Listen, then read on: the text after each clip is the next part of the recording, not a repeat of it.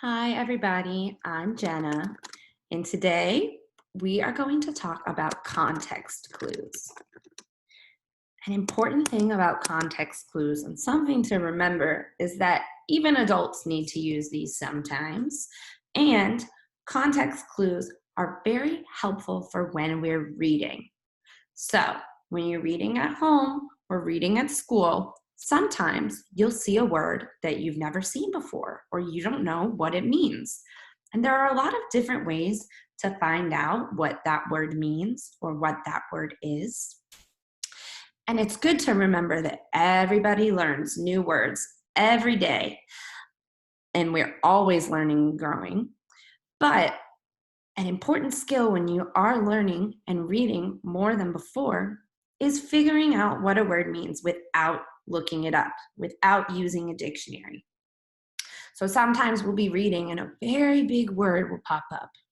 And there are many different ways to figure out through context. So the other parts of the book or the story that you're reading to figure out what a word means. And so today we are going to talk about three different ways that you can do this. You can do it sometimes through definition. So this means that somewhere else in the sentence, the word is defined for us.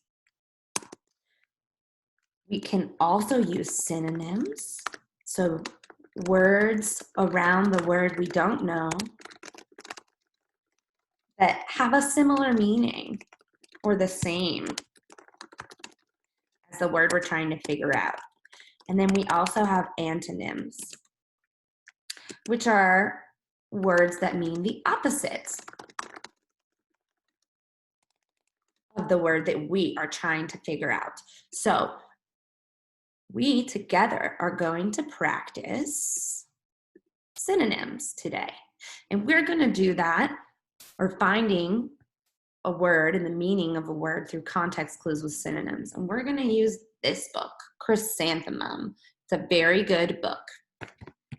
And so to do that,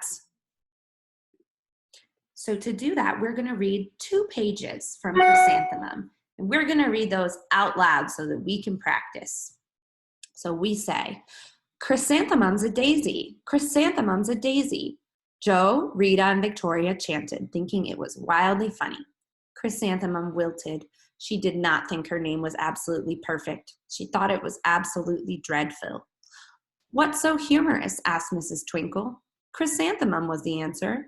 Her name is so long, said Joe. It scarcely fits on her name tag, said Rita, pointing. I'm named after my grandmother, said Victoria. She's named after a flower. There are a couple big words in this sentence, in this book, but what we're going to do is look at the word humorous. This is maybe a new word.